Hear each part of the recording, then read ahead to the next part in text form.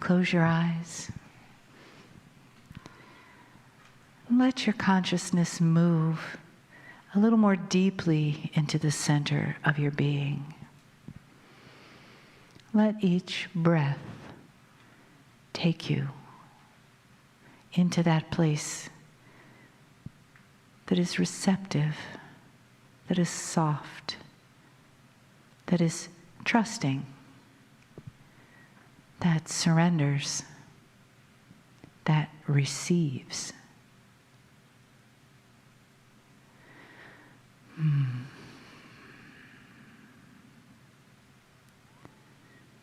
In the energy of what's been created here today and what continues to be created, in the love and the honoring that comes from Kryon, the love and the honoring of the human and the journey of the soul here in human form.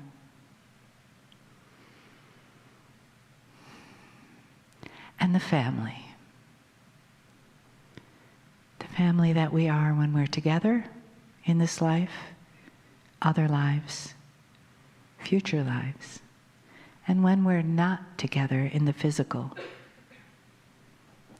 We are connected by the beautiful grid that runs within us, that runs through the planet, the grid of Gaia, and that we connect to in the cosmos. And we don't have to think, just know and feel that connection and the depth of love that comes with that, and the sweetness of knowing who we are, why we are, where we came from, and how blessed we are to be in this moment,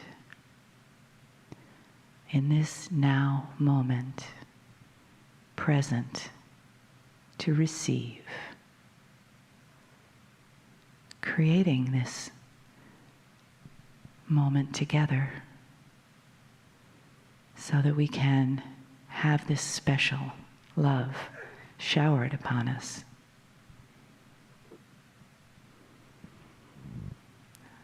Take a deep breath in and let yourself receive even more deeply, just opening more. And you don't have to know what that is. Just trust that it is. And let your soul resonate with the love that is supported and acknowledged through the beauty of the energy and the message of Kryon. Greetings, dear ones. I'm Kryon of Magnetic Service.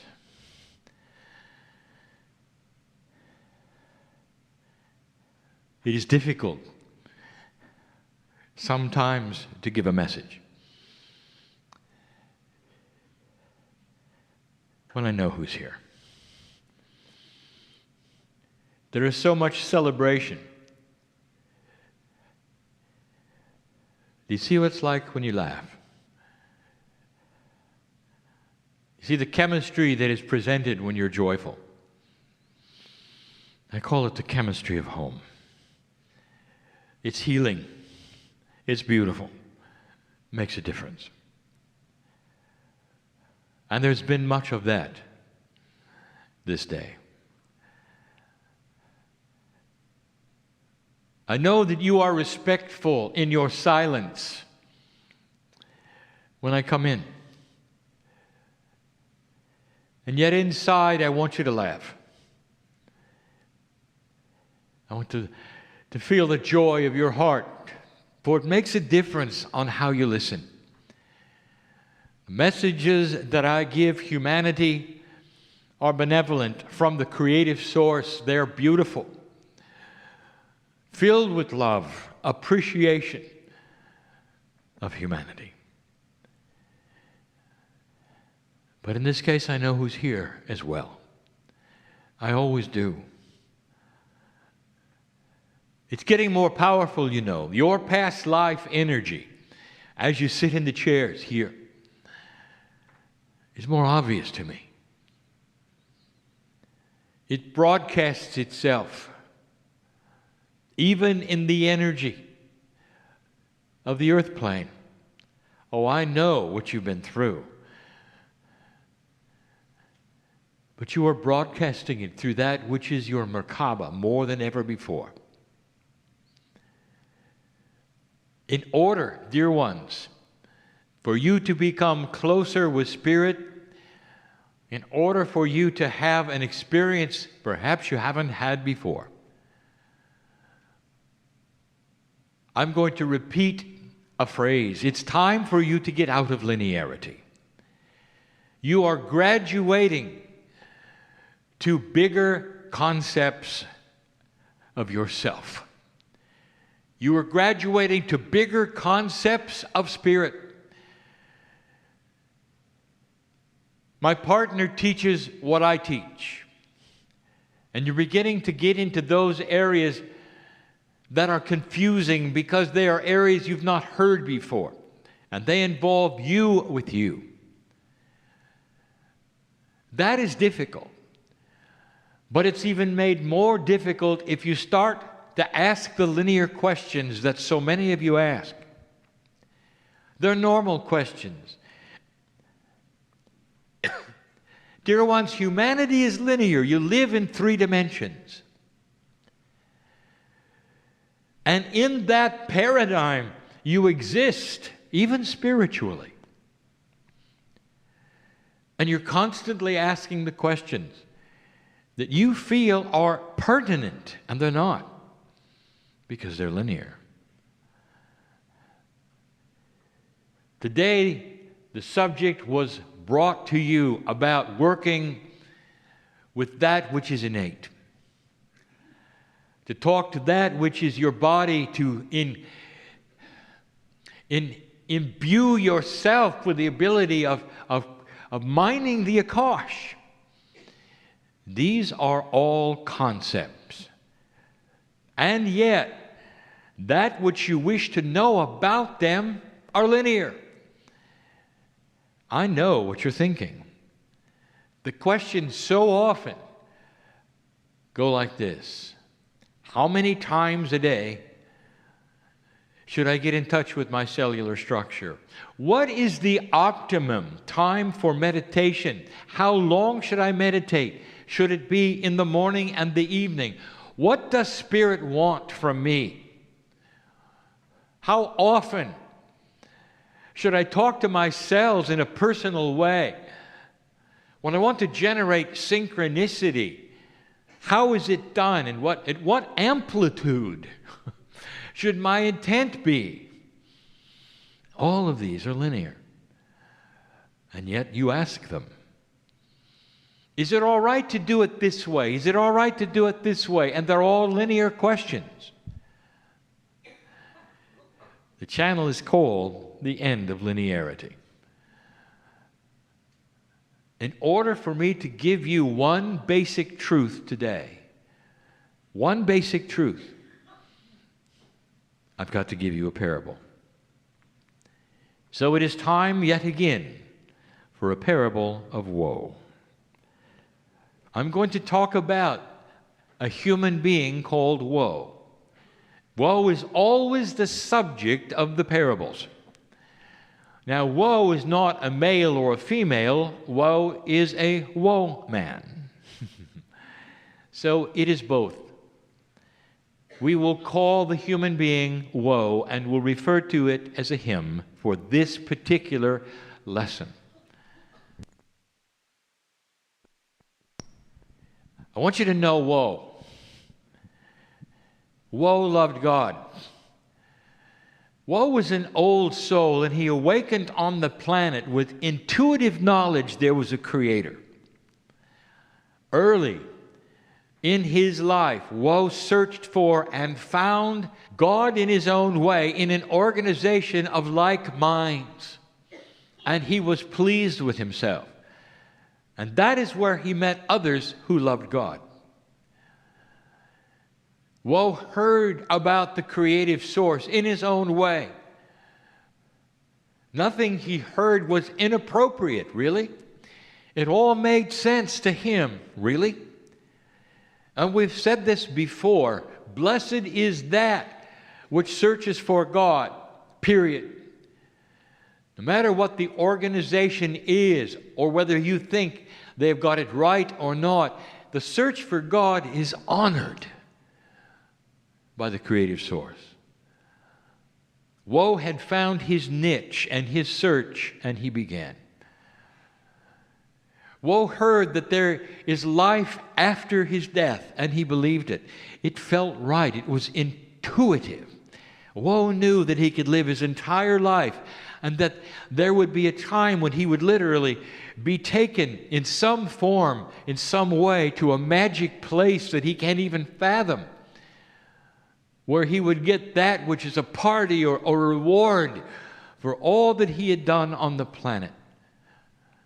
He was told that the more he did, the more that he accomplished, and the lists that he had would please God, the more he did, the greater chance that when it came for the point of judgment, he would be judged worthy. Woe knew he was worthy. But he began the lineage of his life that was linear. Woe was not wrong. Woe was not really misinformed. Woe was simply being the human. He was doing what humans do. They quantify, they qualify, they count, they assemble, they log. And he did that. Woe went to church many times, sometimes more than once a day. Every single time he went, he kneeled before God, and he knew he was in the presence of God, and he felt God's love. Woe wept all of the time, feeling the incredible love of God that was there. In the system that he chose, he found God. Every time he went to church, he logged it in. He knew someday there would be someone, perhaps in a place he can't even fathom, that want to know how often he went. Woe was told that it would help if he would then be open and talk about that which he had done or thought and confess these things, and he did that, knowing absolutely that this was the process that God would be pleased with, and he did. Many times, over and over. He felt good. He logged that in too. Woe was looking for other things that would please that which was the creator of the universe itself. He felt part of it. He felt the love of God in his church. He started volunteering. He would go and help this person and that person over and over. He would do labor in order to be a volunteer, knowing it was pleasing to God. He put it in his logbook. The book was getting very big. Woe was getting older. He was so pleased. He was in his second book, in his third book, in his fourth book, logging in the things that he was doing. And he felt good about it. Everything that he heard from those in charge, who were the spiritual teachers, would agree in everything he was doing. Woe was doing it right. He's a good man. He was a good person. He didn't hurt anybody. And then it was time. Woe passed away peacefully. Peacefully. He knew it was the time, and he knew that he would meet the Master. He knew that he would go to a place again that he couldn't even conceive of, that would be beautiful beyond anything that he had seen. And he was right. Oh, he was right. He passed through the tunnel and he recognized the white light at the end. This is God. This is where it's going to happen. I'm on my way to a place where there'll be a beautiful gate where they will listen to me. I brought my logbooks. They're maybe esoteric, but they're with me. I've got them with me. I can tell what I've done, how many times I've done it. Indeed, they will be impressed with me because I did it right. I love God. God loves me. He got all of that right. All of it. God loved him, and he loved God. Could it be more perfect? No, really. Not to woe. He'd done everything properly, and he's a good person. Woe was correct. He got to this beautiful gate. Woe didn't understand at this point in time, but later he did. The gate was it was a conscious creation of his own. He expected it, and even in death, it was there. Woe was ready. There's a beautiful golden angel at the gate. He shone like the sun. Woe recognized him somehow, some way, like maybe he'd met him before. Woe was ready. Woe felt the love of God that day. The creative source was all around him. Woe felt comfortable. And then the golden angel, that beautiful voice, welcomed Woe to heaven. Welcome, Woe. We've expected you. What have you got? To Woe, this was the opportunity to prove himself. What did he bring with him? What had he done? And slowly he began to talk to the angel. I have been good. I have done these things. Look at the volumes of what I've done. It was impressive. Woe talked for a long time, giving that golden angel who was so patient with him over and over the things he had done, that which would be pleasing to God. The number of times he had done it. Impressive. There were a few times when he went to church 3 times a day. That was impressive. It was the top of the list, so it'd be seen. The golden angel was quite attentive, never moved, just emanated love. And Woe was silent. And then the golden angel said, Woe,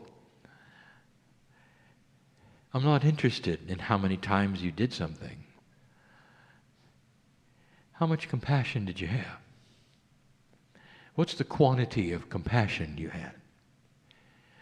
And Woe said, I had to be compassionate. Look, I did this 300 times. I did this 400 times. The angel stopped him and said, Woe, you're not allowed to give me numbers.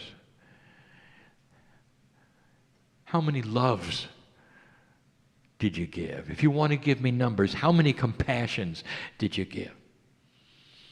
How many lives did you affect by those compassions and loves? And Woe was beginning to feel uncomfortable. And he was saying to himself, maybe I did it wrong. Maybe I got it wrong. The golden angel could read his mind. Woe, I want you to relax. And I want you just to tell me.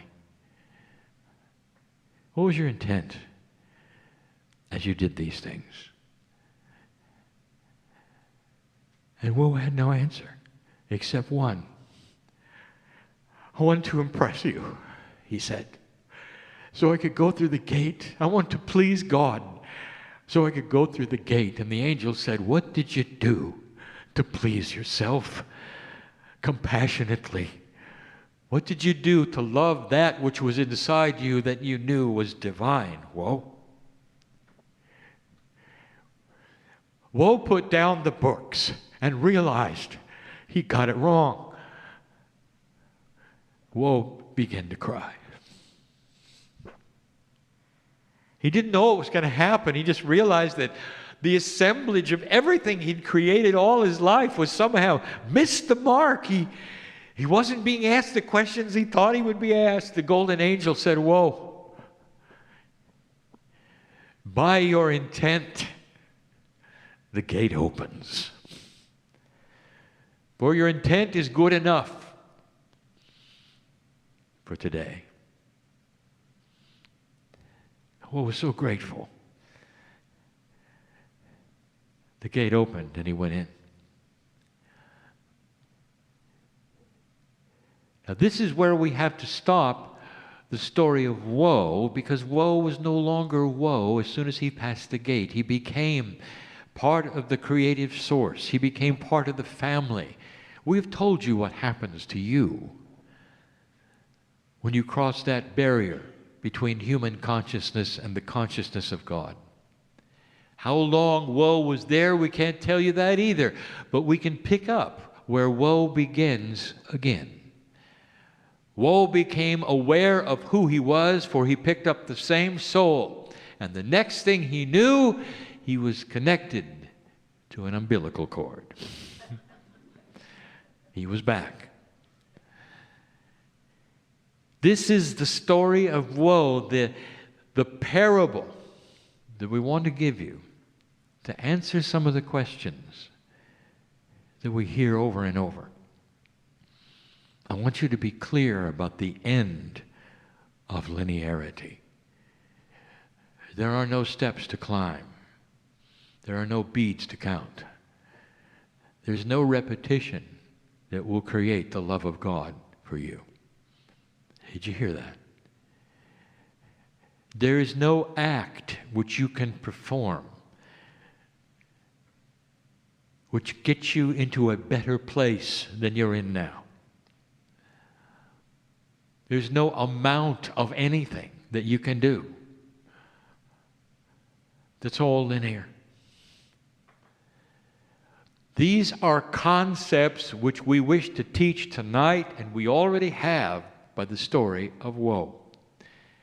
He loved God. But in the process, he didn't love himself. First question. I want to meditate correctly before spirit. It's a good question. It's linear. And I'll give you the answer. Because the question is about how many and how much. It always is. How much should I meditate? How long should it be? You're still asking. I'm going to answer. How many times should you meditate? Are you ready for this? Once. How often? Once. Now, Kryon, is that once a day? No. That's for the rest of your life, dear one. One time. I want you to go in meditation and never come out. Do you hear me? Never come out. I want you to be close to your peace of God inside. You're always in a meditative state. You're in a walking meditation. You're alert, you're connected, and you never leave. Do you hear this? That's a concept. There is no linearity. And if you object to that and say, well, yeah, but you're not in 3D, Kryon, we got to do it here or there, or no, you don't. You do it one time. And let your body decide when it gets intense and when it isn't. When it's you're driving, or when it's you're walking, or when you're talking to a friend, or when you're compassionate, or when you're perhaps sleeping. One time. You're always there. You're connected to God. You have in you the creative seed given to you very early. You're born with it. You ask about it. First time you awaken, I said this morning, you look for God. Well, when you've decided that it's inside you, I want you to connect with it and never stop. One time. All your life, one time. Don't you dare keep a log. We're not interested. You shouldn't be either. What's your compassion quotient? Again, I ask. You can't count how many compassions there are. You can't count how many loves there are. If you're in love with yourself, it's not quantitative. It just is. Do you see? First question Woe was asked was about himself. What did you do for you? And then once that was cleared, not much, the next question was asked, what was your compassion for others? He wasn't in the compassion mode. He was counting genuflex. That's what was important. How many times could he bow? How many times could he show honor? How many candles did he light? Dear ones, that's linear. I want you to start understanding a multi-dimensional plan. I'll make a statement. You only have 3D to work in, right? We know that. You know that. So here's something new. I want you to do 3-dimensional actions for multi-dimensional solutions. And you'll be right. It's all you got right now. It's all you got. And that 3-dimensional action will be you with you the best way you can to go into a state of meditation that's forever. And you'll give intent for it. Between intent, compassion, and love, that's all we see. Spirit sees energy. Spirit sees energy. And the compassion that you would have for the one next to you, when you walk out of the room, for the one who cuts you off on the road, the compassion you'd have for a family member who doesn't understand where you were today and gives you a bad time. That's energy. How you doing so far? These are the tough ones. It's easy to be compassionate to a homeless person or a poor person. What about for you? Can you have compassion for your own life? Can you fall in love with everything that is you and is happening around you, no matter what it is? Can you have compassion, understanding, and love for circumstances you don't know about? That's energy. And that's what we see. Now you know why affirmations are one of the strongest things that an old soul can begin. Out loud, you are saying things to yourself, and we're hearing them, and they carry tremendous energy of joy, of purpose, of intent. And you stand there, perhaps even in the mirror, and you say, I am healthy. I am youthing. I am a spiritual being and part of God. I am that I am. I am on purpose. I am beautiful before God because I am part of the plan of God. And there is joy that rings through this. And it's nonlinear. You are saying statements in 3 dimensions. And you're getting multi-dimensional solutions. This is the new human, dear one, who starts to understand the language of spirit is energy. Now go do it, old soul. Go do it. And so it is.